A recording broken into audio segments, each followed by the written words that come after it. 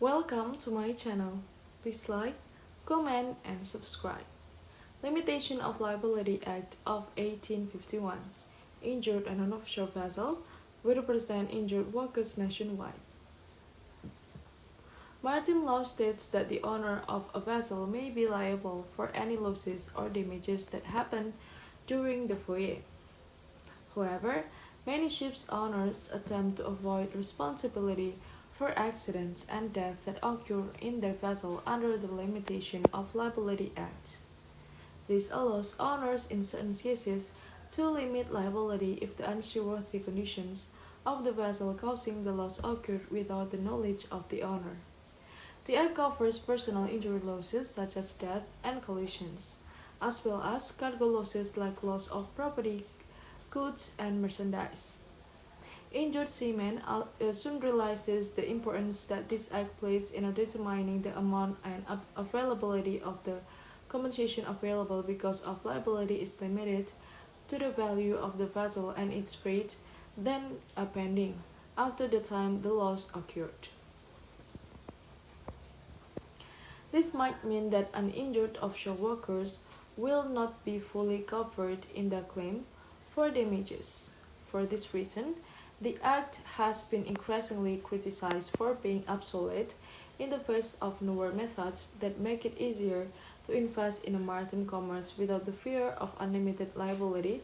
Regardless, the Act still plays a dominating role in determining the amount of compensation that an offshore worker can receive.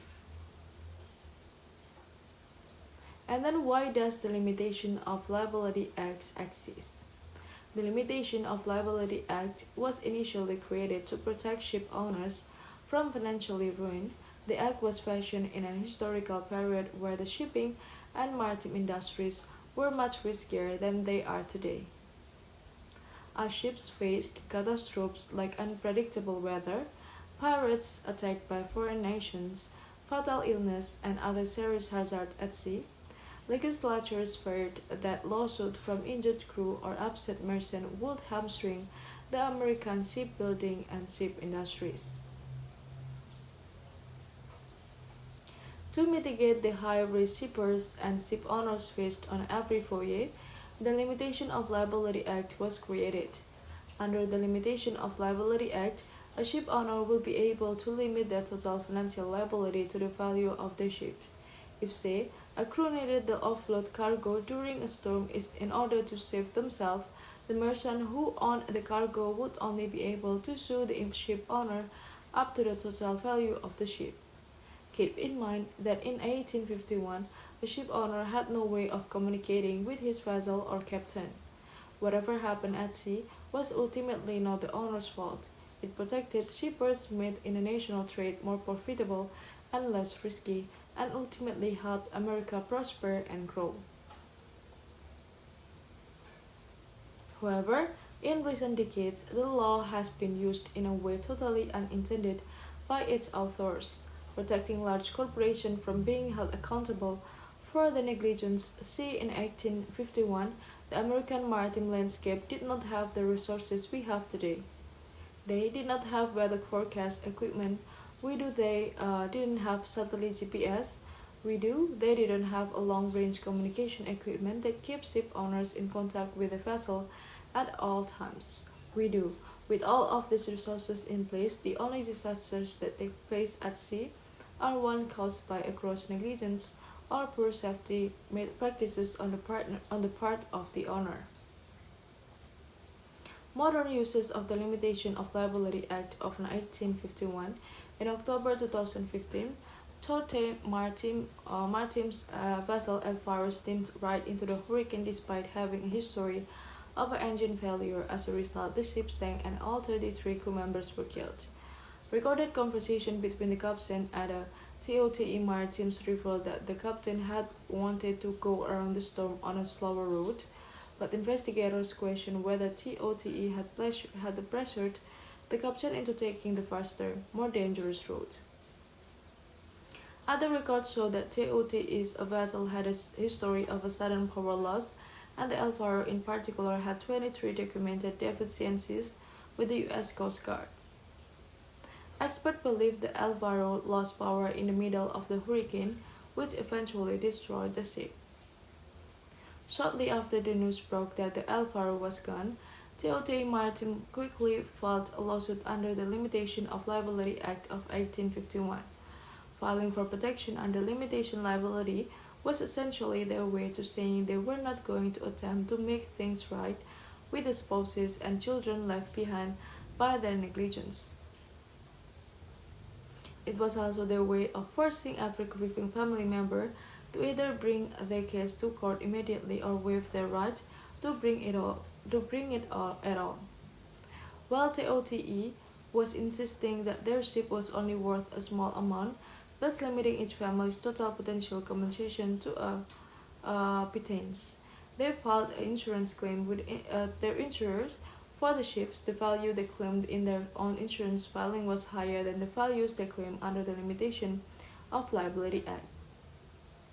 In a sense, they were hoping to profit from the destruction of their own vessel and the loss of 33 lives.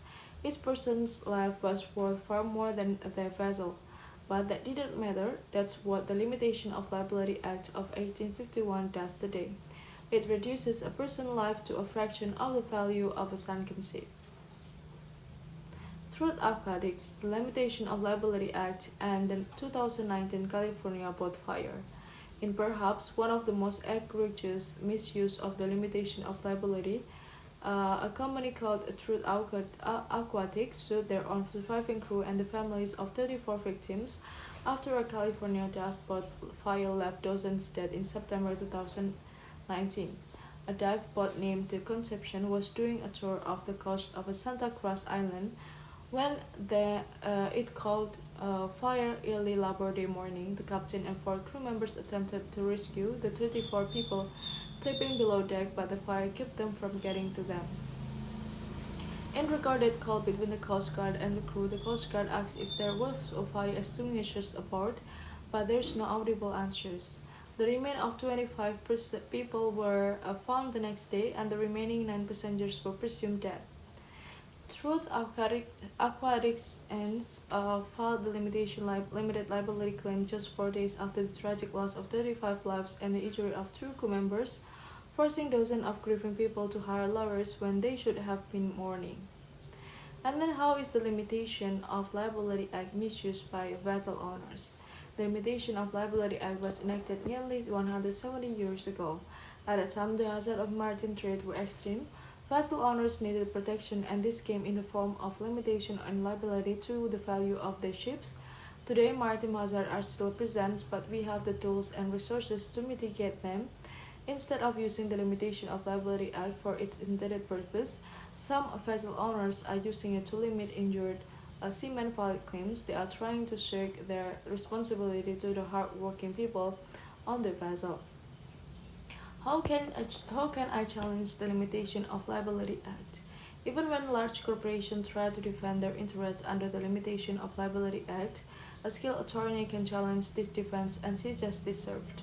That is precisely what we at Arnold and Itkin have done time and time again. We have successfully fought the time limit liability defense in notable cases such as the Deepwater Horizon explosion, the sinking of Alvaro, and many others. Our attorney fight unethical and immoral practices by large corporations to seek accountability, answers, and justice. And what types of vessel does the Limitation of Liability Act apply to? The Limitation of Liability Act applies only to vessels in the U.S. waters, but this may include inland waters as well. Any seagoing vessel, barge, boat, lighter, or recreational craft may be covered. What's more, the Act will apply to ship's owner or leaseholders, and it may cover not only injuries but damage to cargo, collisions, and death. I think that's all guys information that I can share to you. Thank you so much guys for watching, and if you guys need information related to maritime topics, you are in the right channel. Within this channel we talk about it a lot. And then if you guys want us to talk about or discuss about the information that you need, you can also drop your question in the comment section, and later when we have a chance we will talk about it. Don't forget to share this video to your friends, family, and your loved one. Maybe then information related to maritime topics, when you share this video to them, it means you already helped them to get through the problems. I think that's all. Thank you so much for watching. Don't forget to give a like, comment, and subscribe, guys. Bye bye. See you in another video.